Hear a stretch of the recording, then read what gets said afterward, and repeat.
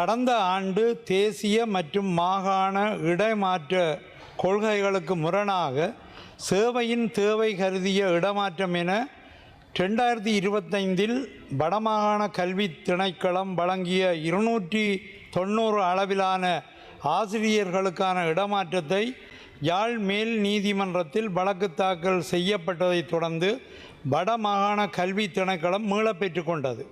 மீண்டும் இவ்வருடம் அதே போன்றதொரு இடமாற்றத்தை வருடாந்த இடமாற்றத்துடன் இணைத்து வடமாகாண கல்வி திணைக்களம் நடைமுறைப்படுத்த தொடங்கி தற்போது 193 அளவிலான சேவையின் தேவை கருதிய இடமாற்றத்தை மனித உரிமைகள் ஆணைக்குழு ரத்து செய்துள்ளது. இந்த நிலையில் வன்னி பெருநிலப்பரப்பில் இருந்து கிளிநொச்சி உட்பட 368 அளவிலான ஆசிரியர்கள் யாழ்ப்பாணம் செல்ல உள்ள நிலையில் யாழிலிருந்து சேவையின் தேவை என்ற இடமாற்ற முயற்சியும் மனித உரிமைகள் ஆணைக்குழுவால் இடைநிறுத்தப்பட்டுள்ளது. 2 ஆண்டுகளாக தொடரும் இந்த இடமாற்ற தோல்விகளுக்கு யார் பொறுப்பு கூறுவது?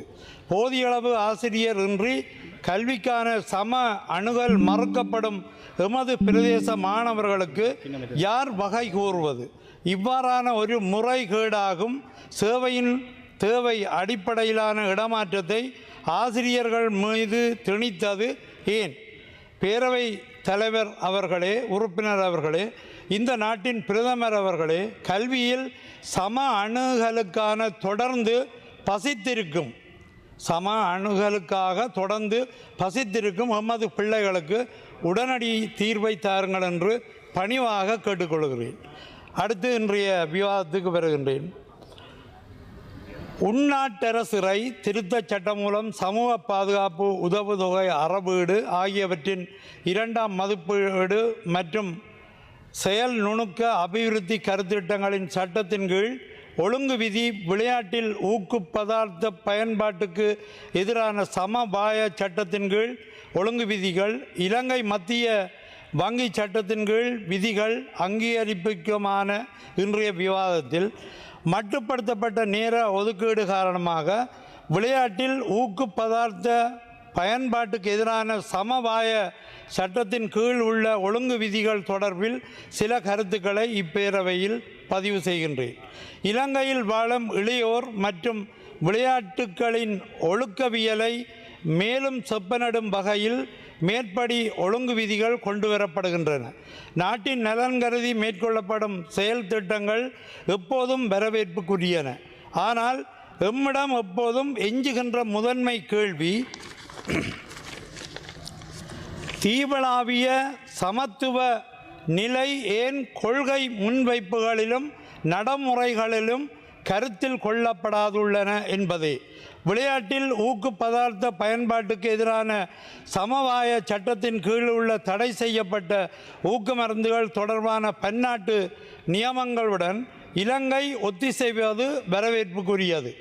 அனைத்து சந்தர்ப்பங்களிலும் தடை செய்யப்பட்ட மருந்துகள், தடை செய்யப்பட்ட முறைகள், போட்டிக்குள்ளே தடை செய்யப்பட்டவை, போட்டியின் போது தடை செய்யப்பட்டவை, குறிப்பிட்ட சில விளையாட்டுகளில் தடை செய்யப்பட்டவை, கண்காணிப்பு திட்டத்தில் உள்ளடக்கப்பட்டவை என பல்வேறு நிலைகளிலும் ஊக்க மருந்தின் கையாளல் விதிவிலக்கு நிலைகள் தொடர்பான இலங்கை அரசின் 2026 1/16 2471 51 இலக்க விசேட அதிவிசேட வர்த்தமானியின் ஊடாக குறிப்பிடப்பட்டவை 2026 1/1 தொடக்கம் செயல்நிலைக்கு வருகின்றன. இப்போதே 3 மாதங்கள் கடந்துவிட்டன. கடந்த ஆண்டு மார்ச் மாதம் இலங்கையின் ஊக்கமருந்து தடுப்பு முகவராண்மை உலக ஊக்கமருந்து தடுப்பு முகவராண்மையால் கண்காணிப்பு பட்டியலில் வைக்கப்பட்டிருந்தது. அதன் பின்னர் 2025 8/19 உலகதர நியமங்களுக்கு இணங்காதோர் பட்டியலில் இலங்கை சேர்க்கப்பட்டிருந்தது. கடைசியில் மேற்படியான சட்டமூல முன்வைப்பு முயற்சிகள் ஊடாக மீண்டும் இலங்கை பன்னாட்டு நியமங்களுடன் சட்ட அடிப்படையிலும் ஒருங்கிசைகின்றது. விளையாட்டு பயிற்சிகளுக்கான வாய்ப்பு, விளையாட்டு பொருட்களுக்கான தட்டுப்பாடு, போதிய அளவான பயிற்றுவிப்பாளர்கள் இன்மை, வழிகாட்டல்களில் பற்றாக்குறை, விளையாட்டு வீரர்களின் போஷணை மேம்பாட்டுக்கான வழிகாட்டல், தொடர் மருத்துவ கண்காணிப்பு என்பவற்றில் தீவளாவிய சமத்துவம் பேணப்படாமை வன்னி மாவட்டத்தின் விளையாட்டுத்துறைக்கு பெரும் சவாலாகின்றது. எந்தெந்த மருந்துகள் தடை செய்யப்பட்டுள்ளன, எந்த அளவில் தடை செய்யப்பட்டுள்ளன, ஊட்டச்சத்து நிரப்பிகள் அவர்களின் விளையாட்டு வாழ்வில் எவ்வாறு தாக்கம் செலுத்தும் என்பவை தொடர்பான தெளிவு நிலை மாகாணங்களுக்கு இடையிலும் மாவட்டங்களுக்கு இடையிலும் சரிசம அளவில் தான் நிலவுகின்றது என விளையாட்டுத்துறை மற்றும் இளைஞர் விவகார அமைச்சரால் இந்த பேரவையில் உறுதியளிக்க முடியுமா? விளையாட்டுத்துறையில் இந்த இடத்தில்தான் வன்னி மாவட்டம் சமத்துவ நிலையில் அணுகப்படாதுள்ளது. விளையாட்டில் ஊக்குப்பதார்த்த பயன்பாட்டுக்கு எதிரான சமவாய சட்டத்தின் கீழ் உள்ள ஒழுங்கு விதிகள் அங்கீகரிக்கும் இவ்வேளையில் இப்பேரவை வாயிலாக இவ்வரசிடம் வன்னி மாவட்டத்தை 1 மினிட் ப்ளீஸ் வன்னி மாவட்ட சார்பாக்கும் பாராளுமன்ற உறுப்பினராக நாம் கேட்டுக்கொள்வது இவைதான்.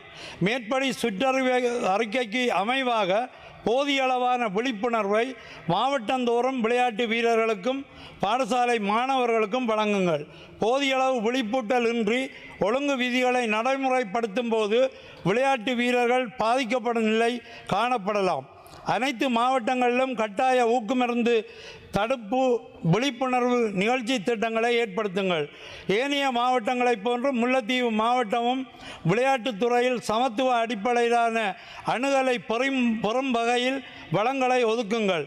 மாவட்டந்தோறும் வழங்கப்படும் மாவட்ட விளையாட்டு கட்டிடத் தொகுதி முல்லைத்தீவில் இல்லை என்பதை மதிப்பார்ந்த அமைச்சர் அறிவார். நீச்சல் தடாகம், கரவந்து, வலைப்பந்து மற்றும் கூடைப்பந்து விளையாட்டுக்கேற்ற உள்ளக அரங்கு வசதி, விளையாட்டு வீரர்களுக்கான உடல் வலுவூட்டல் பயிற்சி நிலையமும் இல்லை என்பதையும் அமைச்சர் அறிவார். இவற்றோடு வழிகாட்டலுக்கான போதிய அளவு ஆளணி வளம், விளையாட்டு உபகரணங்கள் என்பவற்றிலும் தீவளாவிய சமத்துவ நிலைக்கு முல்லைத்தீவு மாவட்டத்தையும் கொண்டு வாருங்கள். மேலும் மேற்படி அதிவிசேட வர்த்தமானியில் அதாவது 2471 சாயோடு 51 இலக்க 2020/1/16 அதிவிசேட வர்த்தமானியில் நிரம்பியுள்ள பொருள் பிழை, பக்க வடிவமைத்தல் பிழை, எழுத்து பிழை, ஊக்கமருந்துகளின் பெயர்களில் உள்ள பிழை, உள்ளடக்க வடுபாடு, பதிவுகள் ப்ளீஸ் இரட்டித்தல் என ஆங்கிலத்திலும் தமிழிலும் காணப்படும் வழுக்களை திருத்துவதற்குரிய நடவடிக்கைகளை எடுக்குமாறும் கௌரவ விளையாட்டுத்துறை மற்றும் இளைஞர் விவகார அமைச்சரை கேட்டுக்கொள்கிறேன். அந்த பிழைகளுக்கான பட்டியலை இதோடு இணைத்து சமர்ப்பிக்கின்றேன். நன்றி, வணக்கம். மேலதிக செய்திகளுக்காக எமது யூடியூப் தளத்தை சப்ஸ்கிரைப் செய்யுங்கள்.